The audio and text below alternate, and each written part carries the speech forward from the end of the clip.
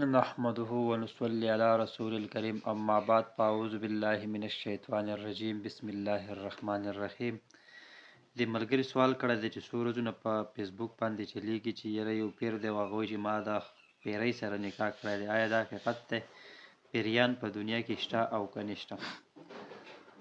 الجواب په قرآن مجید کې سورة الجن دی، بلها حدیث صحیح متواتره حدیثونه ثابته ده چې پیغمبر علیه السلام د پیریانو سره ملاقاتونه کړي دي، هغو له دعوت ورکړی دی، هغوی مسلمانان کړي دي. دا بالکل حقیقت خبره ده چې پیریان په دنیا کې شته او دا د الله تعالی مخلوق دی او الله تعالی رب العزت دا د اور نه پیدا کړي دي.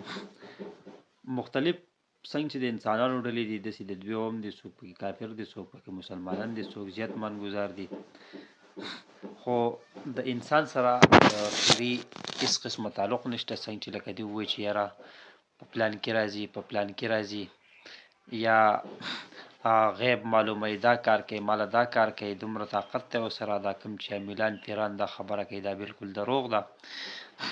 یا د پیري سره نکاح کول په دې حواله باندې نه په صحیح حدیثو کې نه په قرآن کې څه شته، نه چې څومره فقې دي، که هغه حنبلیان دي، مالکیان دي، حنفیان دي، شافیان دي، شیعهګان دي، ظاهریان دي، سلفي دي، نورې څومره ډلې دي، نور بخشي دي، په یو مسلک کې هم دا خبره نشته چې انسان د پیرۍ سره نکاح وکړي یا پیرۍ د انسان سره نکاح وکړي.